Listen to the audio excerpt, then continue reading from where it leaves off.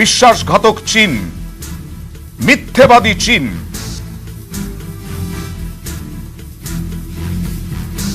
কথায় কাজে কোনো মিল নেই। বৈঠকে এক কথা চীনের, বাস্তবে মিথ্যাচার, কাজে সম্পূর্ণ মিথ্যাচার চীনের। যুদ্ধের জন্য তৈরি হচ্ছে চীন, যেভাবে সমরসজ্জা তাতেই আশঙ্কা। আমাদের সঙ্গে রয়েছেন অবসরপ্রাপ্ত দুই সেনাকর্তা ব্রিগেডিয়ার দেবাশিস দাস এবং কর্নেল কৌশিক সরকার। আমাদের সঙ্গে রয়েছেন আন্তর্জাতিক সম্পর্ক বিশেষজ্ঞ অনিন্দ্যজ্যোতি মজুমদার। আমাদের সঙ্গে আছেন বিজেপি মোহিত রায় এবং কংগ্রেসের শুদ্ধ সত্য বন্দ্যোপাধ্যায়। প্রথমে আপনাদেরকে দেখাবো, মুখে বলছে সেনা সরাবে, কিন্তু কাজে উল্টো। গালওয়ানের সংঘর্ষস্থলেই চীনের লাল ফৌজ পাকা ঘাঁটি তৈরি করে ফেলেছে। ভারতের সঙ্গে বিশ্বাসঘাতকতা করে চীনের যুদ্ধংদেহী মনোভাব। উপগ্রহ চিত্রে চীনের ষড়যন্ত্রের পর্দা ফাঁস।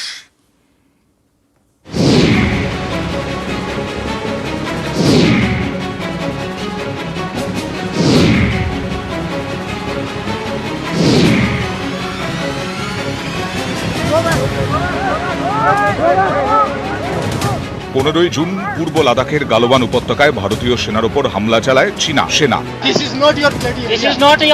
সেই গালওয়ানেই রীতিমতো ঘাঁটি গেড়ে ফেলেছে চীনা সেনা। উপগ্রহ চিত্রে চীনের ষড়যন্ত্রের পর্দা ফাঁস। গত 22শে জুন 11 ঘন্টা ধরে দ্বিপাক্ষিক সামরিক বৈঠক হয়। সেই বৈঠকে ভারতের চাপে প্রকৃত নিয়ন্ত্রণ রেখা থেকে সেনা সরাতে রাজি হয় চীন। আবার 22শে জুনের উপগ্রহ চিত্রেই দেখা যাচ্ছে 15ই জুনের সংঘর্ষস্থল পেট্রোলিং পয়েন্ট 14-এর কাছে গালওয়ান নদীর ওপর পুরো দস্তুর কালভার্ট বানিয়ে ফেলেছে চীন। আশপাশের এলাকায় কোথাও পিপলস লিবারেশন আর্মির পাকা ঘাঁটি, কোথাও বাংকার, তাঁবু, সেনাগাড়ি, সামরিক সরঞ্জাম, ভারী অস্ত্র। গালওয়ানের যে এস্চুয়ারিটা, যেখানে এসে এটা শিওক রিভারে মেলে, ওইখানে যে ট্রায়াঙ্গেলটা সার্ভ হয়, ট্রায়াঙ্গুলার এরিয়াতে ওদের কিছু বিল্ড আপ হয়েছে। তো এইসব দুটো বৈঠকে এমনি করা হয় না। তবে চাইনিজদের বিশ্বাস করা যায় না। আর যে বিশ্বাস করা যায় না, এটা আমরা ইন্ডিয়ান আর্মিতে ভালো করে জানি।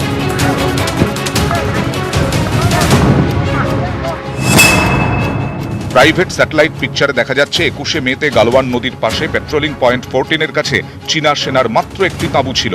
1 মাসের মধ্যে গালওয়ান নদীর ওপর চীনা কালভার্ট তৈরি, পাহাড় কেটে রাস্তা তৈরি করতে আর্থ মুভার, পাহাড়ের গায়ে চীনা সেনার থাকার স্থায়ী কাঠামো।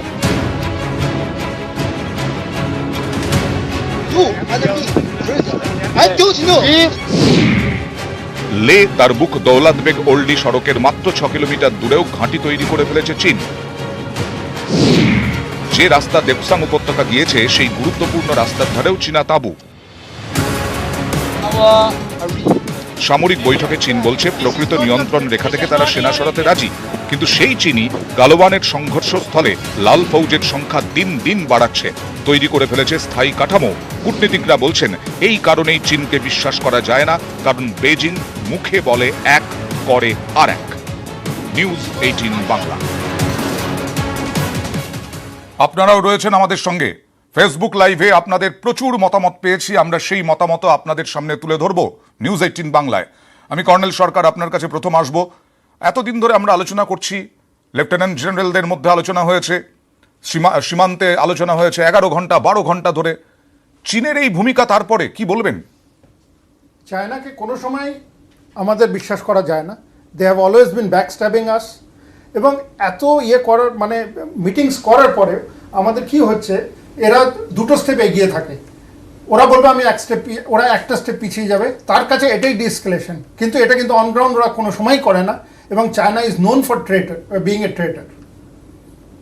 আজকে যেখানে বারবার করে এটা আন্তর্জাতিক ক্ষেত্রেও কি প্রভাব পড়তে পারে, যে যেভাবে চীন ব্যবহার করছে? আজকে বরাবর আপনি বলছেন যে পেছন থেকে ছুরি মারে চীন, কিন্তু আজকে এসে এমন একটা পরিবেশ তৈরি হচ্ছে যেখানে চীন এই ব্যবহার করলে পরে আন্তর্জাতিক চাপও তো থাকতে পারে। নিশ্চয়ই পারে, কারণ চীন যেভাবে একটা মাল্টিপ্রংড একটা মানে অ্যালাইনমেন্ট করেছে নিজেকে পুরো লাদাখ এরিয়াতে, আকসাই চীন এরিয়াতে, এই জায়গা থেকে ওরা যদি যেভাবে ডেভেলপমেন্ট করেছে বা যেভাবে ডিপ্লয়মেন্ট করেছে, যেভাবে আর্টিলারি, আর্মার্ড, এয়ার রিসোর্সেস সব ওখানে মোতায়েন করে ফেলেছে, সেই দিক দিয়ে যদি দেখতে যাই তখন ইন্টারন্যাশনাল প্রেশার একটা আসতে পারেই।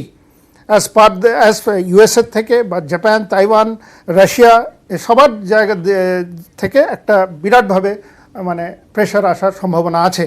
কর্নেল সরকার, আপনার কাছে আসবো যে গালওয়ান নদী করে ব্রিজ তৈরি করে ফেলেছে, কালভার্ট তৈরি করে ফেলেছে চীন, সেটা কতটা গুরুত্বপূর্ণ এবং ভারতের পক্ষে কতটা আশঙ্কার সেই নিয়ে আসবো। তবে আমি অনিন্দ্যজ্যোতি মজুমদারের কাছে জানতে চাইবো যে দুদেশের যে সম্পর্ক, সেই সম্পর্ক একেবারে তলানিতে চলে যাচ্ছে কিনা।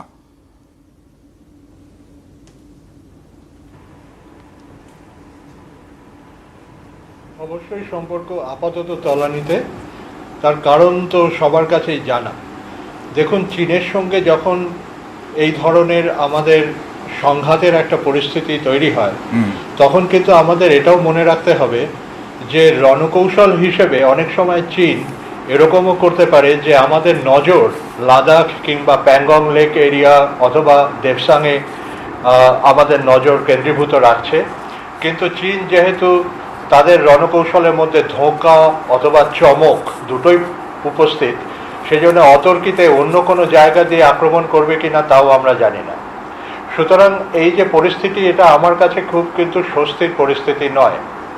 আমরা যে কোনো জায়গায়, যেখানে ধরুন আপনারা দেবসাং বা গালওয়ান ঘাঁটির কথা বলছেন, এইসব জায়গায় আমরাও আমাদের সেনা সমাবেশ বাড়িয়েছি, কিন্তু একই সঙ্গে নিশ্চয়ই আমার মনে হয় যে আমাদের সেনাবাহিনীও সচকিত রয়েছেন যাতে অন্যান্য কোনো জায়গা দিয়ে চীন আক্রমণ না করতে পারে। আমার যেটা মনে হয় যে একটা দীর্ঘ সময় ধরে আন্তর্জাতিক দুনিয়ায় চীন নিজের একটা প্রভাব বিস্তার করতে পেরেছে, তার বিশাল অর্থনৈতিক সামরিক উন্নতি ঘটেছে, এবং তার ফলে এটা একটা সময় মানে ইতিহাস তার সাক্ষী সাধারণভাবে, যে একটা অ্যারোগ্যান্স অফ পাওয়ার তৈরি হয়, যে একটা ক্ষমতার ঔদ্ধত্যে চীন ভুগতে পারে, এবং তার ফলে এমন সব সিদ্ধান্ত তারা নিতেই পারে যে সিদ্ধান্তটা হয়তো দীর্ঘকালীন একটা হিসেবে চীনের পক্ষে নাও যেতে পারে। একেবারে আমি আসবো আপনার কাছে। আপনি যেটা বললেন ক্ষমতার ঔদ্ধত্য, সেই ক্ষমতার ঔদ্ধত্য আমরা সহ্য করব না, আমরাও তাই তৈরি। শুধু গালওয়ানি নয়, পূর্ব লাদাখে কৌশলগতভাবে গুরুত্বপূর্ণ প্রায় প্রতিটি এলাকাতেই চীনা আগ্রাসন, ড্রাগনের হুঙ্কার, পাল্টা জবাব দিতে তৈরি ভারতও। দেখুন,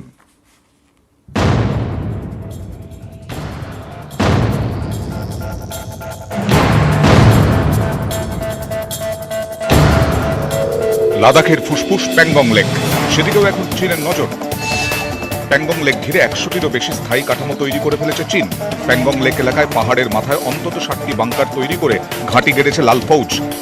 14,000 ফুট ওপরে প্যাংগং লেকের 70% চীনের হাতে। এই লেক চত্বরে ভারত চীন দুপক্ষের সেনা টহল দিলেও কেউই কখনো স্থায়ী কাঠামো তৈরি করেনি, কিন্তু চীন গত 6 সপ্তাহ ধরে সেটাই করছে। গত 27 মের উপগ্রহ চিত্রে দেখা যাচ্ছে প্যাংগং লেক এলাকায় প্রচুর চীনা নির্মাণ। দেবসাংয়েও সেনার সংখ্যা বাড়াচ্ছে চীন। সেনা সূত্রে খবর, দেবসাংয়েও বারবার প্রকৃত নিয়ন্ত্রণ রেখা লঙ্ঘন করছে চীন। দেবসাংয়ে প্রকৃত নিয়ন্ত্রণ রেখা সংলগ্ন এলাকায় ট্যাঙ্ক কামানো মোতায়েন করছে, দ্রুত সেনা মোতায়েন করতে তৈরি করেছে রাস্তাও। 2013 সালের এপ্রিল মাসেই দেবসাং উপত্যকায় প্রায় 3 সপ্তাহ ঘাঁটি গেড়ে বসে চীনা সেনা। এবার ফের তাদের টার্গেট দেবসাং। উত্তর লাদাখে প্রকৃত নিয়ন্ত্রণ রেখা ঘেঁষা দেবসাং উপত্যকা। তারবুক, শায়াক, দৌলত বেগ ওল্ডি রোডের খুব কাছেই এই উপত্যকা। দেবসাংয়ের কাছেই রয়েছে বিশ্বের সর্বোচ্চ দৌলত বেগ ওল্ডি এয়ার স্ট্রিপ। দেবসাং উপত্যকা হাতছাড়া হলে ভারতের তৈরি ডিএসডিবিও রোডের নিরাপত্তা বিঘ্নিত হবে। দৌলত বেগ ওল্ডি এয়ার স্ট্রিপেও নজরদারি চালাতে পারবে চীন। এখানেই শেষ নয়।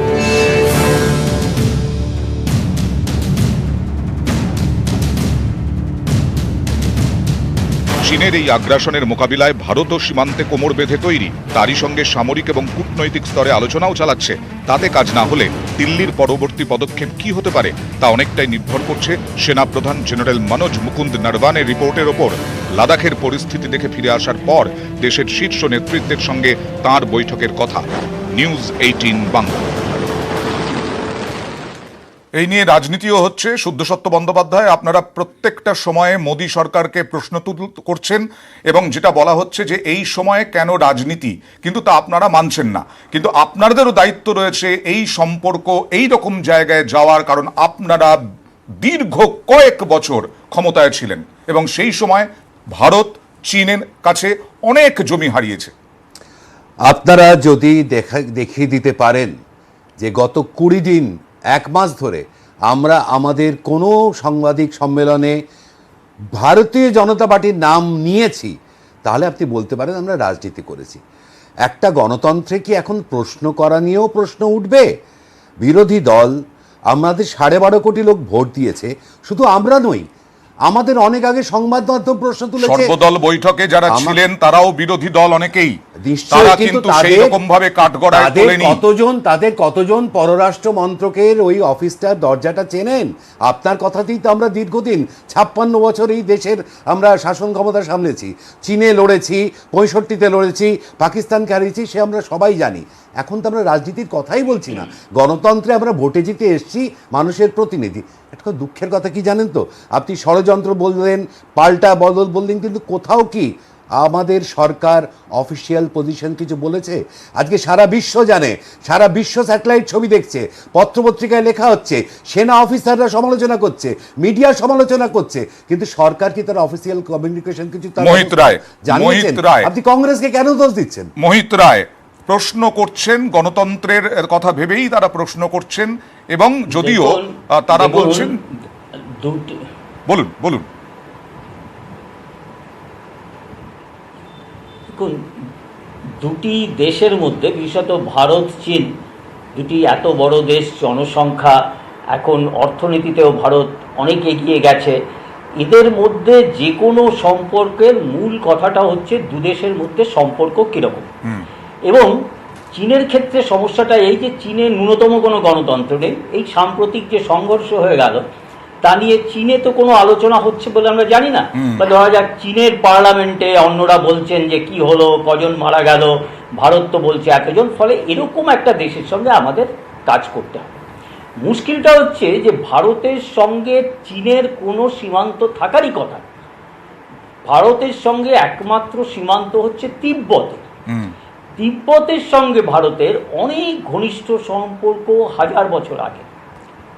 সেখানে আমাদের যে কংগ্রেসের, বিশেষত নেহেরু, জওহরলাল নেহেরু যে ব্যর্থ পররাষ্ট্রনীতি, তা ভারতবর্ষের এই সীমান্ত সম্পর্কগুলোকে ধ্বংস করে দিয়েছে। আপনি মতিলাল নেহেরু বেশি জান না, ভালো হবে। কোনোদিনই সরাসরি মহামতি অশোক দিনে ছিল না, ঔরঙ্গজেব, কোনোদিন শাহজাহান ছিল না। সুতরাং কোনোদিন, দাদা আমার বলতে দিন দেখুন, আমায় বলতে দিন। তিব্বতের গেছমামার গল্প শোনাচ্ছেন, নিয়ন্ত্রণ রেখা করছেন। আপনি আজকের কথা বলুন। শুনুন না, এবং দলের প্রতিনিধি এই নয়, ভারতের সমস্ত, দাঁড়ান না বসে, একটা ভদ্রতা চীনকে কেন দিচ্ছেন না দাদা? চুপ করে থাকুন। এই ধমকটা চীন সুব্রত বাবু এত যদি আপনি দিন, আপনি চুপ করুন। আরে আপনি চীনকে চুপ করান, চীনের দালাল আপনি চুপ করুন। আপনার মোদি সাহেব 19 বার মিটিং করে, আরে আমাকে বলতে দিন, আরে একে থামলান, আমাকে বলতে দিন আমার কথা। প্লিজ সুব্রত বাবু, মোহিত দা শেষ করুন। অভদ্র কংগ্রেসীগুলোকে সরিয়ে দিন, এদের সঙ্গে কথা বলবো নাকি? আমার কথাই বলতে দিন। মোহিত দা শেষ করুন। এটা শুধু চীন নয়, আমাদের কাশ্মীরে যখন ভারতীয় সেনা এগোচ্ছিল, সেখানে জওহরলাল নেহেরু আমাদের কাশ্মীর সীমান্ত পাকিস্তানকে উপহার দিয়েছে। আর আমাদের পূর্ব দিকে যে পূর্ব পাকিস্তান সীমান্ত, তাকে অনুপ্রবেশের জন্য জওহরলাল নেহেরু খুলে দিয়েছে 1950 সালে। মহিদ্দার স্পষ্ট কথা, আজকে এই পরিস্থিতি তৈরি হতো না যদি জওহরলাল নেহেরু উপহার না দিতেন, সীমান্ত শুধুমাত্র তিব্বতের সঙ্গেই থাকতো। আমি একটু ফেসবুক লাইভে আমাদের দর্শকরা যে মতামত দিয়েছেন তার একটা দুটো তিনটে নিয়ে নি। আমাদের সঙ্গে কথা বলেছিলেন গোপাল মণ্ডল, তিনি লিখছেন ফেসবুকে, চীনকে উচিত শিক্ষা দেওয়ার সময় এখনই। সুব্রত সাহা তিনি লিখছেন, চীনকে উপযুক্ত জবাব দিতে হবে। ব্রিগেডিয়ার দাস, আপনার সঙ্গে প্রাথমিকভাবে কথা বলার চেষ্টা করেছিলাম, কিন্তু তখন কোনো কারণে আমরা পাইনি আপনাকে। আমার একটাই প্রশ্ন, এখনই যেভাবে আমরা দেখছি উপগ্রহ চিত্রে পাকাপোক্ত পরিকাঠামো তৈরি করে ফেলেছে চীন, এখনই উপযুক্ত জবাব দেওয়ার সময় কিনা? এখন একটু ব্যাকগ্রাউন্ডে যাব। এই পাকাপোক্ত পরিকাঠামো চীন করেছে মানে আপনি একদম বর্ডারের সামনের কথাগুলো বলছেন, চিপচাপ ভ্যালি, দেপাসাং ভ্যালি, ঠিক এইসব এরিয়ার কথাগুলো বলছেন। বাট চীন কিন্তু গত 40 বছরে তিবেতে 4টে মেজর হাইওয়ে বানিয়েছে, টিবেট এফোর করে দিয়েছে। আমার আগের বক্তা যেটা বললেন যে তিব্বতটা আমাদের বর্ডার ছিল, চীন আমাদের বর্ডার ছিল না, আমি ওনার সাথে সহমত। কিন্তু চীন 4টে বড় বড় হাইওয়ে বানিয়েছে, Qinghai Lhasa, Sichuan Lhasa, Yunnan Lhasa, Xinjiang Lhasa. Xinjiang Lhasa 10,000 কিলোমিটারের হাইওয়ে, বাকিগুলো 2,000-3,000 কিলোমিটার। রেলওয়ে লাইন বানিয়েছে বেজিং, কুংহাই, লাসা। এবং চীন কমপ্লিট ইনফ্রাস্ট্রাকচার ডেভেলপ করেছে। আমরা গত 5-6 বছরে একটু তাড়াতাড়ি করে কিছু ইনফ্রাস্ট্রাকচার ডেভেলপ করেছি, যেমন ডিবিওতে আমরা বিশ্ব সব থেকে বড় ট্রান্সপোর্ট এয়ারক্রাফট গ্লোবমাস্টারকে ল্যান্ড করিয়েছি, এবং ডিবিও রোডটাকে থ্রু করা হয়েছে। হ্যাঁ, এবং ছোটখাটো কিছু কালভার্টস, কিছু ভ্যালি ব্রিজ, কিছু জায়গায় আমরা ক্যাম্প বানিয়েছি। এবং তাতে চীনের মনে হচ্ছে যে চীন যে অভ্যাসটায় ছিল, এটাকে আপনারাই বলেন, সব মিডিয়া চ্যানেলরা বলে সালামি স্লাইসিং, মানে একটু একটু করে খুবলে নেব, লোকে বুঝতে পারবে না, তারপরে যখন বুঝতে পারবে আচ্ছা। তখন অনেকটা নিয়ে নিয়েছি। আচ্ছা। সেই প্রসেসটাতে চীন একটু বিব্রত হয়েছে যে আমাদের এই প্রসেসটাতে ভারত হঠাৎ এটা কেন করছে। আরেকটা কথা এখানে বলবো, চীনের এই লাদাখে ঢোকবার ইচ্ছেটা আজকের থেকে না, এনাদের সব থেকে ফেমাস যিনি মানুষ মাও জেতং, উনি ওনার টাইমে বলেছিলেন যে লাদাখের সাথে চীনের আমরা কানেক্ট করব, তিব্বতের সাথে গিলগিট বাল্টিস্তান কানেক্ট করব। এই মুহূর্তে চীনের যিনি প্রেসিডেন্ট শি জিনপিং, এনার 2য় নম্বর টার্ম শেষ হবে 23-এ, তার আগেই ইনি নিজেকে সারা জীবনের জন্য প্রেসিডেন্ট বানিয়ে দিয়েছেন। 3,000 লোক ভোট দিয়েছিল, তার মধ্যে 2 জন লোক এগেনস্টে দিয়েছিল, এবং 2,998 জন ওনার পরে দিয়েছে। একেবারে সেটা এখন সেটা একেবারে নায়কাধিকার অভ্যন্তরীণ পক্ষে উনি বিষয় বলতে ঠিকই, শুনে কিন্তু সেই এই কাজ- চীনকে কি এই মুহূর্তে জবাব দেওয়া প্রয়োজন? কিসের জবাব দেবেন আমি তো বুঝতে পারছি না। জবাব মানে কি আপনারা বলতে চাইছেন মিলিটারিলি অ্যাটাক করা? না, আমার মনে হয় না প্রয়োজন আছে। আমরা যেটা করছি সেটা হচ্ছে আমাদের জায়গায় আছি, কেউ আমাদের জায়গার আশেপাশে আসলে তাকে ওখান থেকে উপরে ফেলে আমরা পিছনে পাঠিয়ে দেব। এর থেকে বেশি জবাব আমার মনে হয় এই মুহূর্তে যুদ্ধ লাগিয়ে তো কারোই লাভ নেই, চীনেরও লাভ নেই, আমাদেরও লাভ নেই। এবং মিলিটারি কিন্তু আমাদের দেশের একটা টুল, যে কোনো ইলেক্টেড গভর্নমেন্টের, আমাদের তো ডেমোক্রেসি তো একটা টুল। আমরা প্রস্তুত, ইন্ডিয়ান ঠিক। আর্মি কোনো দিন কোনো ঠিক। কাজে ভারতবর্ষের মানুষকে এমন করেনি, অপ্রস্তুত করেনি। সব সময় 62-তে যেটা হয়েছিল সেটা পলিটিক্যাল লিডারশিপের ফেলিয়ার, আর্মির ফেলিয়ার ছিল না। আর্মির বহু লোক মারা গেছে, জীবন দিয়েছে। পলিটিক্যাল failure হচ্ছে। পলিটিক্যাল ফেলিওর ছিল 62-তে। আমি বলি 100 বার বলবো, নির্দ্বিধায় বলবো। আপনি তো পার্টিজান হয়ে কথা বলছেন। আপনি যখন বললেন আমরা 5 বছরে কি করেছি, তার মানে you are more a BJP person than an ex army person. আর আপনি কি বাজে কথা না, বলছেন? উনি বলছেন যে সেনার কোনো ফেলিওর ছিল না। উনি বলছেন সেনার কোনো ফেলিওর ছিল না। আপনি বলছেন সেনার failure। ইন্টেলিজেন্স ফেলিওর, সেনার পচা গলা failure তো পরিবারের ভারত সরকার লোক। বলছে। আরে একটা ভারত পচা সরকারের গলা অফিসিয়াল লাইন কি? পরিবারের লোক। আজকে কি পচা গলা চীনের পরিবারের গালোয়ান লোক। আমাদের কোথায় আছেন? উনি এরকম বলছেন কথা হয় না। দূরে উড়িয়ে দেবো। এসব হাওয়ায় কথাবার্তা বলে লাভ আছে? আজকে গালোয়ান নিয়ে উকিয়াং বলছে আমি ওনার যে প্রশ্নের মোদী উনি জবাব বলছেন, দেবো। উনি প্লিজ যুদ্ধদত্ত বাবু, উনি বলছেন যুদ্ধের কোনো প্রয়োজন নেই, যুদ্ধ দরকার নেই, যুদ্ধ কেউ চায় না, কিন্তু চীন যেভাবে বাড়ছে তাতে যুদ্ধ যুদ্ধ ভাব করছে কিনা এটাই বড় প্রশ্ন। আর উনি বলছেন সেনার কোনো গাফিলতি ছিল না, রাজনীতিবিদদের গাফিলতি ছিল। সেটাই গাফিলতি, সেই কথাই তো বলা হচ্ছে। আমি ওনার আজকে আমাদের জবাব হিরো দেবো। প্লিজ প্লিজ বলুন। আমি একটা কথা বলতে চাইছি, আমাকে একজন এক্ষুনি বললেন আমি নাকি কোনো একটি রাজনৈতিক দলে। আমি মনমোহন সিং সরকারের আন্ডারে কাজ করেছি, নরসিংহ রায় সরকারের আন্ডারে কাজ করেছি, রাজীব গান্ধীর আন্ডারে কাজ করেছি, এবং প্রেসিডেন্ট বাজপেয়ী সরকার, এবং প্রত্যেকটা সরকার ভালো ছিল আমার মতে। দ্বিতীয় কথা, আপনি এত বড় কথা আমাকে বললেন যে আমি একটি রাজনৈতিক, আজ অব্দি আমি কমসে কম 100টা চ্যানেলে ইন্টারভিউ দিয়েছি, কেউ বলেনি। আপনি আমি বলেন, আপনাকে please, ওপেন সুন্দর চ্যালেঞ্জ বাবু। দিচ্ছি, আমি বিজেপির নরেন্দ্র মোদীর সম্বন্ধে দুটো খারাপ কথা বলতে পারবো, এবং রাহুল গান্ধী সম্বন্ধে দুটো ভালো কথাও বলতে পারবো। আপনি পারবেন? আপনি আপনার পলিটিক্যাল লিডারশিপের সম্বন্ধে দুটো খারাপ কথা বলতে পারবেন? I am বেশ, proud to be আমরা a অন্যদিকে চলে politician, যাচ্ছি, sir. আমরা অন্যদিকে চলে যাচ্ছি। আমি আপনি মোহিত রায়ের কাছে যাব, যে এখনো কংগ্রেস বলছে যে 62 সালে যদি রাজনৈতিক ফেলিওর হয়ে থাকে তাহলে এখনো রাজনৈতিক ফেলিওর। কথা বলার কোনো নিয়ম কানুন জানে না। না, আপনার কাছে শিখবো। Please. এ তো কংগ্রেসের লোকও এরকম ভাবে কথা বলে না। আপনি এ তো শিখুন, এর কংগ্রেসের নতুন লোক এভাবে কংগ্রেস। কথা বলে না। Try to fight it out. একজন মিলিটারি অফিসারকে দুমদাম একটা কথা বলে দিলেন। আপনি এখনো রাজনৈতিক ফেলিওর বলছেন মোহিত রায়, এখনো রাজনৈতিক ফেলিওর, রাজনৈতিক ব্যর্থতার জন্যই এই ঘটনা ঘটছে। দেখুন 1962 1962 যে ফেলিওর ছিল সেটা সম্পূর্ণ ছিল জওহরলাল নেহরু। উনি তো পুরো নর্থ ইস্টকে দিয়েই দিতে চেয়েছিলেন, বলেছিলেন সেনা চলে আসুক শিলিগুড়ি।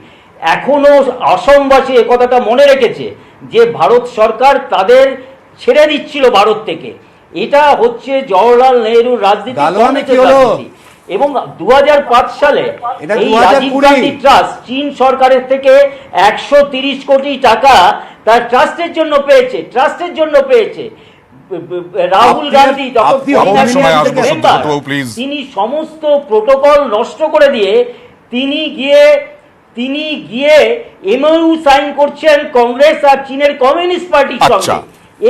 এই পার্টিটাকে বলবেন কি? বেশ এরা তো বেশ একটা বেশ আসবো। দেশদ্রোহীদের পার্টি। বেশ, অর্থাৎ গত আবারও 70 অভিযোগ উঠছে বছরে রাহুল গান্ধী এরা- সোনিয়া গান্ধী গিয়ে এমওইউ করে এসেছেন, সেই অভিযোগ আবার উঠছে। আমি আসবো শুদ্ধশতবাবু, আপনার কাছেও আসবো। এবং আমাদের অবসরপ্রাপ্ত সেনাকর্তা যারা দেশের জন্য কাজ করেছেন দীর্ঘদিন ধরে, তারা রাজনীতির জন্য কাজ করেননি, দেশের জন্য কাজ করেছেন, তাদের কাছেও আসবো এই মুহূর্তে কি পরিস্থিতি, এবং তাদের থেকেই জানবো এখন উপযুক্ত সময় কিনা। একটা ছোট্ট বিরতির পর ফিরে আসছি, এবং এটাও জানবো 70 বছর ধরে মাথা ঘামায়নি চীন, কেন এখন মাথা ঘামাচ্ছে। ছোট্ট বিরতির পর সঙ্গে থাকুন। एक साथ खाना बना के तो देखिए, एक बार खुशी के आंसू रोके तो देखिए। SRMB TMT, घर से हो जीत की शुरुआत।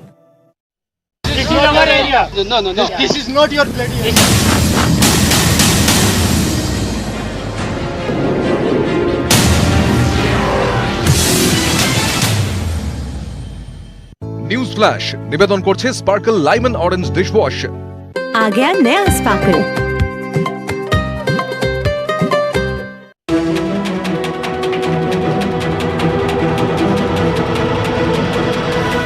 নাইটন TNT 600 নির্মাণের মানদণ্ড।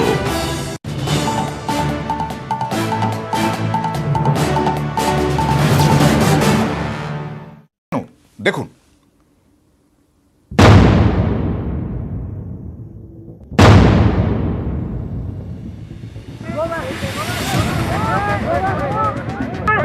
প্রথমে চোখে চোখ, তারপর প্রাণঘাতী হামলা। এখানেই না থেমে বিশ্বাসঘাতকতা। কথা দিয়েও কথা না রেখে পূর্ব লাদাখের গালওয়ানে পাকা ঘাঁটি তৈরি করে ফেলেছে চীন।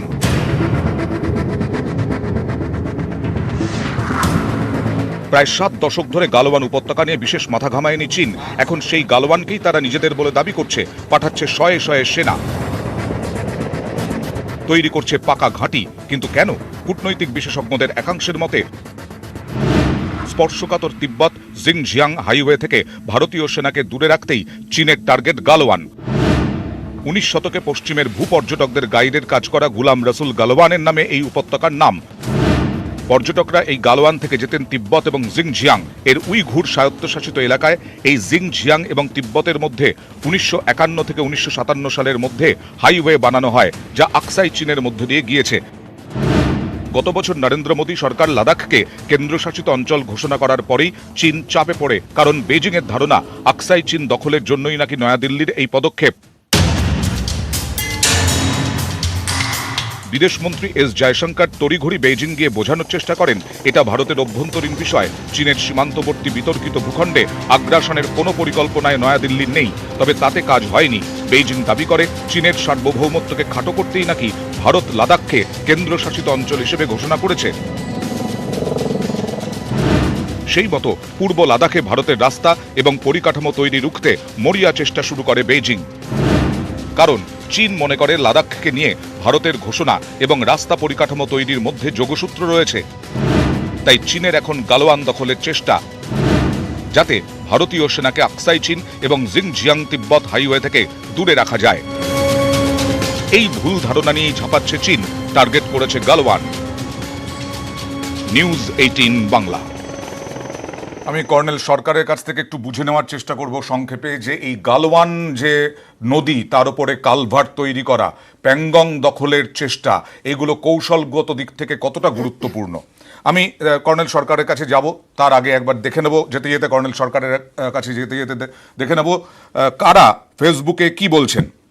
ফেসবুকে সুভাষিস ভট্টাচার্য, তিনি বলছেন আকসাই চীন ফেরত চাই, না হলে কোনো কথা নয়। পাকিস্তান অধিকৃত কাশ্মীরও ফেরত চাই।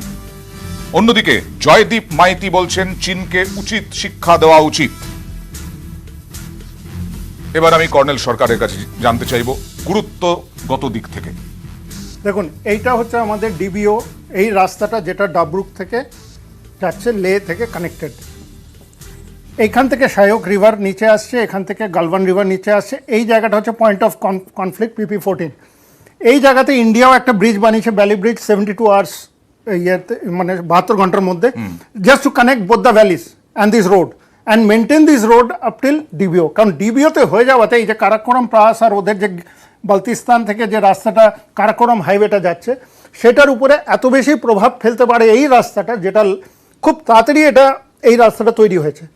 এবং it is almost 255 kilometre long road, যেটা আগে অনেক দিন টাইম, 2-3 দিন টাইম লাগতো যেতে, সেটা এখন হয়তো 7-8 ঘন্টার মধ্যে পৌঁছে যাওয়া যায়। এই জিনিসটা কন্ট্রোল করার জন্যে এরা এই গালওয়ান ভ্যালিতে এই অবস্থা করেছে। সিমিলারলি এখানে যে পঙ্গাংশো লেকটা আছে, যেটার 1/3 আমাদের কাছে, 2/3 ওদের কাছে, এখানে 8টা ফিঙ্গার মতো আছে। ইন্ডিয়ার ক্লেম লাইন হচ্ছে 8টা ফিঙ্গার, ওদের ক্লেম লাইন হচ্ছে 4টে ফিঙ্গার। এই 4th ফিঙ্গারের জায়গাতে এসে ওরা আবার নতুন করে ডিপ্লয়মেন্ট করে ফেলেছে বা করছে, যেটা কিন্তু এটা সাস্টেন তখনই করা যাবে যখন এই জায়গাতে হাইটসগুলো, যেখানে সব হাইটস, এখানে 12,000 থেকে অ্যাবভ 15,000 ফিট অবধি, এই জায়গাগুলো যতক্ষণ না কন্ট্রোল করছে, they can't dominate this area পঙ্গাংশো। আর এখান থেকে করলে এই যে এখানে লে যাওয়ার যে রাস্তাটা, এটা পুরো কাট অফ করে দেওয়ার চেষ্টা। ওদের এই 3 প্রং, ডেপসাং ভ্যালি, আপনার গালওয়ান ভ্যালি আর এই আপনার পঙ্গাংশো থ্রু দিয়ে, এই 3টে জায়গা দিয়ে আকসাই চীনের যে এই এরিয়াটা, এইটাকে কন্ট্রোল করা, যাতে ইন্ডিয়ান আর্মি যে ডেভেলপমেন্ট এখন করতে যাচ্ছে তার প্রভাবটা যাতে ওরা আকসাই চীনের উপরে কিছুতেই ফেলতে না পারে।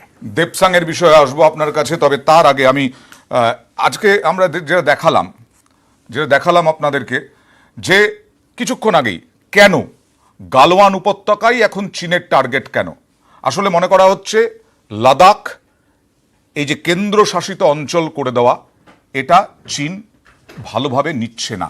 তাহলে শুদ্ধসত্য বন্দ্যোপাধ্যায়, একটা তো ভালো কাজ করেছে কেন্দ্রীয় সরকার, সেখানে খারাপ হচ্ছে চীনের এই উস্কানি, চীনের এই প্ররোচনা। চীন ভালোভাবে নিচ্ছে না, কিন্তু আমার দেশ তো ভালো কাজ করলো কেন্দ্রীয় সরকার। আমি কখন বললাম যে খারাপ কাজ করলো?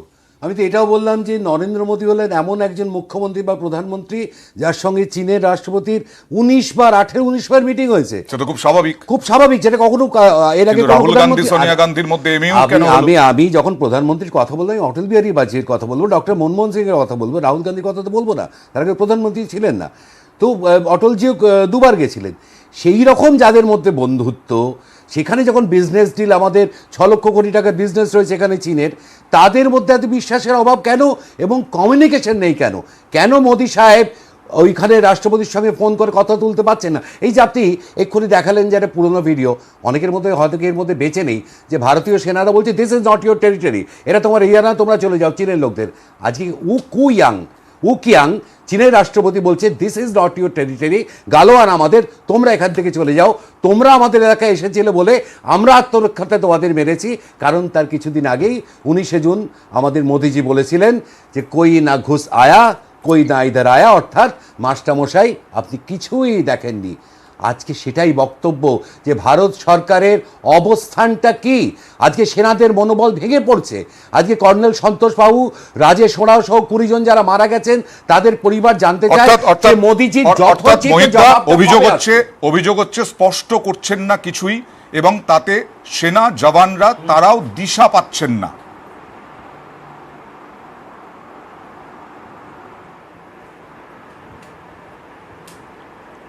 দেখুন, আজকে চীনের এই যে তৎপরতা, তার মূল কারণটা হচ্ছে যে ভারত সরকার প্রথমত কাশ্মীর এবং লাদাখ নিয়ে খুব একটা ডেফিনিট স্ট্যান্ড নিয়েছেন, যে ইসলামী মৌলবাদীদের কবলে পুরো কাশ্মীর, জম্মু কাশ্মীর, লাদাখ চলে গিয়েছিল, যার পিছনে 70 বছর ধরে কংগ্রেস সাহায্য করে গেছে।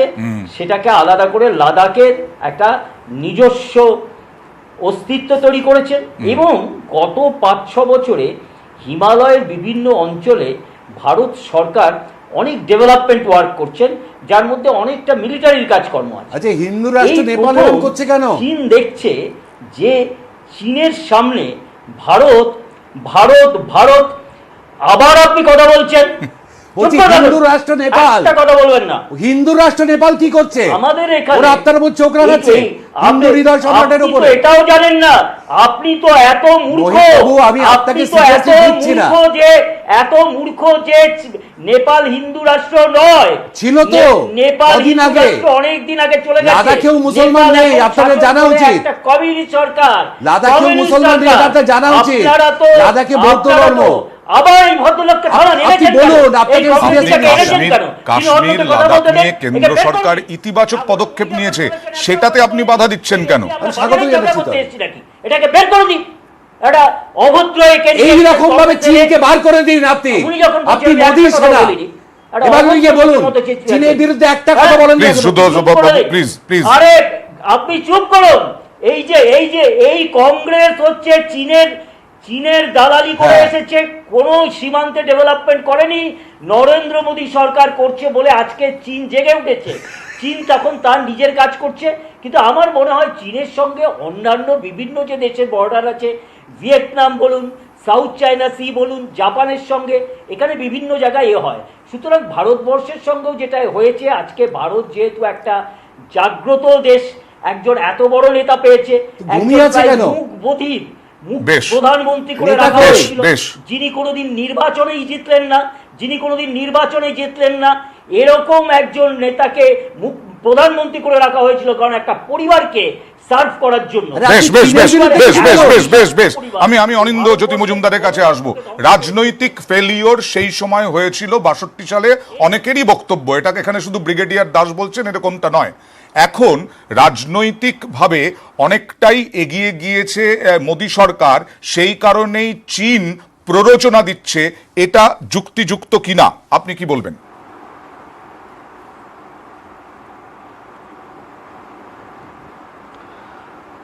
আমি আমার আগের কথা সূত্র ধরে বলবো যে দীর্ঘ 3 দশক ধরে যে ব্যাপারটা আমরা শুনে আসছি সেটা হচ্ছে রাইজিং চায়না। সেই সময় চায়না যে তার উন্নতি করেছে, সেই সময় চায়না চেয়েছিল কারোর সঙ্গে ঠিক তেমন বড় সংঘর্ষে না জড়াতে। তারা আমেরিকাকে ব্যবহার করেছে, তারা তাদের কমার্স বা ইন্ডাস্ট্রি ডেভেলপমেন্টের জন্য যেখান থেকে যেরকম সুবিধা নেওয়ার দরকার তা নিয়েছে। এখন একটা সময় এসছে যেখানটায় চায়না মনে করতে পারে যে চায়না বিভিন্ন ধরনের প্রজেক্ট নিয়ে, চায়না বিভিন্ন ধরনের ব্যবস্থা নিয়ে দুনিয়ায় আন্তর্জাতিক স্তরে প্রভাব বিস্তার করতে পারবে এবং একটা সুপার পাওয়ার হিসেবে গড়ে উঠবে। এবং তাই যদি করতে হয় তাহলে যে সমস্ত বিষয়গুলো এতদিন চায়না হয়তো ততটা নজর দেয়নি, আমি সালামি সাইসলিং বা ওই ধরনের যা কিছু সেসব দিকে রেফারেন্স টানছি না, কিন্তু এই সমস্যাগুলো চায়না মোটামুটিভাবে মাঝে মাঝে একটু মাসেল ফ্লেক্সিং করে গেছে। কিন্তু এখন সময়টা এসছে যেখানটায় চায়নাকে আমার মনে হয় আগামী দিনে আরো বেশি অ্যাসার্টিভ, আরো বেশি অ্যাগ্রেসিভ আমরা চায়নাকে দেখতে পাবো। কাজেই এই সময়টা কিন্তু আমাদের কাছে গুরুত্বপূর্ণ, এবং আমরা আগে যাই করে থাকি না কেন আমাদের এটা এখন বোঝার দরকার যে চায়নার সঙ্গে আলাপ আলোচনা করে বিশেষ লাভ নেই। তার কারণ অনুনয় করে কখনো কিন্তু চায়নাকে তাদের যে সমস্ত ঘাঁটি গেড়েছে ইত্যাদি জায়গা থেকে সরিয়ে দেওয়া যাবে না। কাজেই আমাদের সতর্ক থাকতে হবে, আমাদের নিজেদের শক্তি বাড়াতে হবে, আন্তর্জাতিক স্তরে আমাদের আরো যদি দরকার পড়ে জোটের প্রয়োজন আছে। বেশ, আমি এই নিয়ে আসবো। ব্রিগেডিয়ার দাস যেটা বলছেন, ব্রিগেডিয়ার দাসের কাছেই জানতে চাইবো। আপনি বলছিলেন যুদ্ধের কোনো প্রয়োজন নেই, কিন্তু অনুনয় বিনয় করে চীনের সঙ্গে ব্যবহার করা যাবে না এবং তাদেরকে সরানো যাবে না। অনুপ হালদার ফেসবুকে লিখেছেন, ভারতকে সব রকম সম্ভাবনার জন্য তৈরি থাকতে হবে। অনিন্দ্যজ্যোতি মজুমদার যেরকমটা বললেন সেই রকমই সুর। সুব্রত বেরা তিনি আবার লিখছেন, আমাদের সীমান্ত যুদ্ধে যাওয়া উচিত নয়, সব ধরনের বাণিজ্য বন্ধ করা উচিত। এবং অনিন্দ্যজ্যোতি মজুমদারের সুরেই আরেকজন লিখেছেন, ঝুমা দাশগুপ্ত, তিনি লিখছেন, গোটা বিশ্বই বিশ্বাসঘাতকতা দেখছে না, তাহলে কেন চুপ? আসবো একটা ছোট্ট বিরতির পর, সঙ্গে থাকুন। দারুণ। एक साथ खाना बना के तो देखिए, एक बार खुशी के आंसू रोके तो देखिए। SRMB TMT, घर से हो जीत की शुरुआत।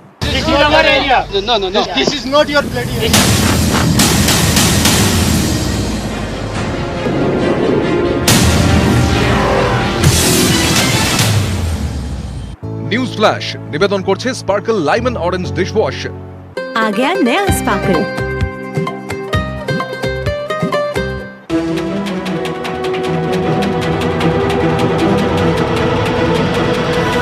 মাইথন টিএমটি 600 নির্মাণের মানদণ্ড।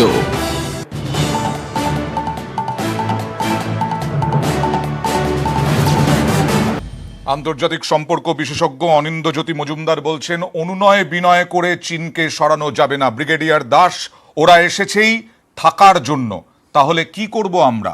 অনুনয় বিনয় নাকি হামলা?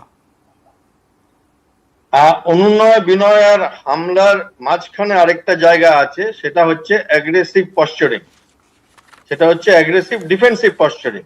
আমরা আগে আমাদের এই জায়গাগুলো নিয়ে অতটা সক্রিয় হইনি এবং একটা মতবাদ ছিল নানান দশক ধরে, 4-5 দশক ধরে, যে আমরা যদি এই এরিয়াগুলো খুব ডেভেলপ করি তাহলে চীন অ্যাটাক করে ওই ডেভেলপড রাস্তাগুলো ধরে আমাদের ইন্টেরিয়ারে পৌঁছে যাবে দ্রুত। এইটা একটা ডিফিটিস্ট মেন্টালিটি ছিল দল মত নির্বিশেষে গত 4 দশক ধরে। এবার তারপরে একটা মেন্টালিটি হয়েছে যে না, আমাদের একটা থ্রেশহোল্ড লেভেল অফ টলারেন্স থাকবে এবং সেই থ্রেশহোল্ড লেভেল অফ টলারেন্সের পরে আমরা দরকার হলে মোকাবিলা করব। তো এখন যেটা হয়েছে সেটা হচ্ছে অ্যাগ্রেসিভ পশ্চারিং। ওরা কিছু কাজ করেছে, আমরা তাতে প্রতিবাদ করেছি এবং সেই প্রতিবাদ করবার পরে দুপক্ষেরই সেনা বেড়ে গেছে এবং তারপরে যেটা আমাদের একটা ওয়ার্কিং গ্রুপ আছে for consultation and coordination joint secretary লেভেলে, তারা কথা বলছেন। যতক্ষণ ডিপ্লোম্যাটিক লেভেল এবং পলিটিক্যাল লেভেলে সলিউশন না বেরাচ্ছে, আর্মি, এয়ারফোর্স, নেভি প্রস্তুত থাকছে এই ব্যাপারটাকে মিলিটারিলি হ্যান্ডেল করবার যদি দেশের প্রয়োজন হয়। আমি কর্নেল সরকার, কূটনীতি, রাজনীতি সব দিয়েই বলছি, আমরা এখন দেখছি মিথ্যেবাদী চীন, আমরা এখন দেখছি বিশ্বাসঘাতক চীন। কূটনীতি রাজনীতি দিয়েও আমাদের কি করা উচিত? দেখুন, আক্রমণাত্মক হওয়া উচিত কিনা কর্নেল সরকার? আমাদেরকে তো অ্যাগ্রেসিভ পোস্টার নিতেই হবে এবং যদি কোনো রকম ভাবে আমি দেখি যে আমার territorial integrity is at stake, I should take the posture of attacking also. সেনাদেরকে তো, জওয়ানদেরকে তো দেওয়া হয়েছে স্বাধীনতা দেওয়া হয়েছে। আমি বরাবর এটাই বলে এসেছি, ফর দ্য জওয়ান যে এফডিএল এ দাঁড়িয়ে আছে তার কাছে কিন্তু এটা লড়াই, তার কাছে অ্যাগ্রেসিভ পোস্টার আমাদের কাছে, কিন্তু তার কাছে এটা লড়াই। হ্যাঁ বলুন। সে এই লড়াইটা ওইভাবেই দেখছে যে সে 1 ইঞ্চ জমিও তার ছাড়বে না এবং সেটা যেভাবেই ডিসকাশন হোক না হোক, লড়াই হবে হবে না, দ্যাট ইজ ইমেটেরিয়াল। কিন্তু তাদেরকে সরানো যাবে, তাদেরকে সরানো যাবে, and it can be only with our aggressive postering which the brigadier Das was saying, and also কি আমাদেরকে আমাদের এয়ারফোর্স সুপিরিয়রিটি যেটাই আছে সেটাকে প্রপারলি ইউজ করে ট্যাকটিক্যাল কমান্ডার অন গ্রাউন্ড তার মাইন্ড দিয়ে এই লড়াইটা লড়া। আমি আবার রাজনীতিতে আসছি, কারণ এই মুহূর্তে আমাদের সঙ্গে ফেসবুকে যিনি লিখেছেন গোবিন্দ দাস ভট্টাচার্য, তার একটা বক্তব্য নিয়ে আসবো। গোবিন্দ দাস ভট্টাচার্য ফেসবুক লাইভে আমাদের কমেন্ট করেছেন, সরকার ও বিরোধী যেন এক কাট্টা থাকে, কিন্তু সরকার বিরোধী এক কাট্টা থাকছে না এই সময় অনেকটা অংশেই। মহিদ্দা, এখানে একটা প্রশ্ন উঠে আসছে এবং খুব স্বাভাবিকভাবেই ব্যর্থতার কথা, কারণ যদি এতদিন ধরে চীন ওইখানে এই রকমভাবে পাকা পোক্ত ঘর বাড়ি সমস্ত কিছু করে নিল, কালভার্ট করে নিল, আমরা কি করছিলাম? ঘুমোচ্ছিলাম?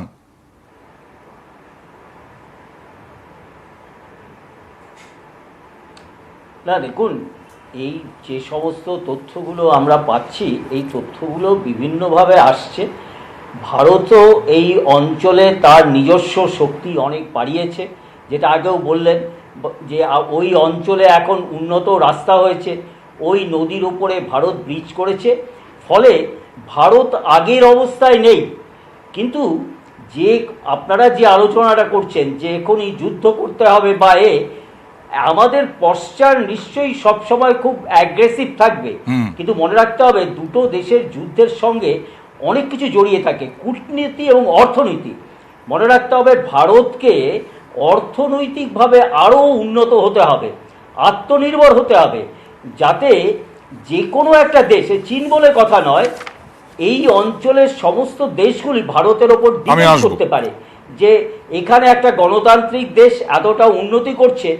কারণ মনে রাখবেন, যুদ্ধ শুধু সীমান্তে হয় না, যুদ্ধ হয় অনেকগুলি সীমান্তে, তার একেবারেই। মধ্যে অর্থনীতি এবং কূটনীতি দুটোই আছে। এইখান থেকে একটা অভিযোগও উঠছে যে এই যে ঝুমা দাশগুপ্ত যে ফেসবুকটা দেখালাম, গোটা বিশ্বই বিশ্বাসঘাতকতা দেখছে না, তাহলে কেন চুপ? শুদ্ধসত্য বন্দ্যোপাধ্যায়, আপনারা কি এর মধ্যেও কূটনৈতিক ব্যর্থতা খুঁজে পাচ্ছেন? আমি ঝুমা দাশগুপ্তকে আমাদের কংগ্রেসের লোক তা তো নয়, সামান্য প্রশ্ন।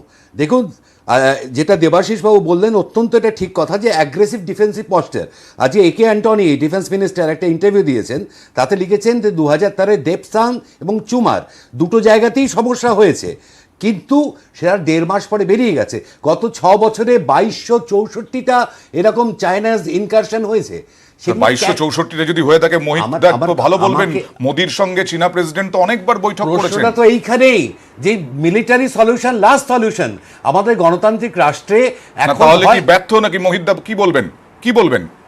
এই এই এই কূটনৈতিক দৌত্যগুলো ব্যর্থ হয়েছে?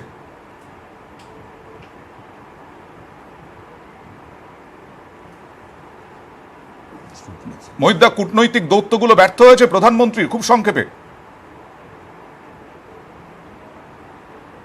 না, শুনুন, কূটনৈতিক আমার একটু ওই শব্দের একটু অসুবিধা হচ্ছিল, যাই হোক।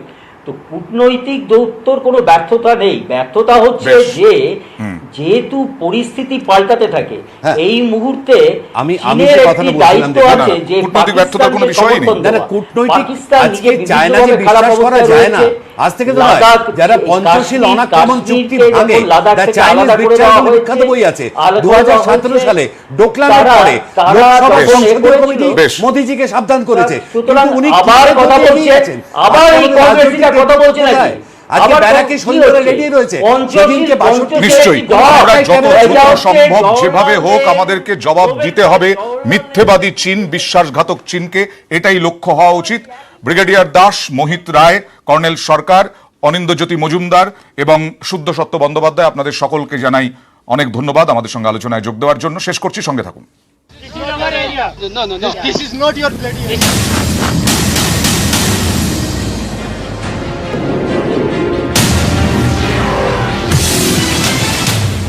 News flash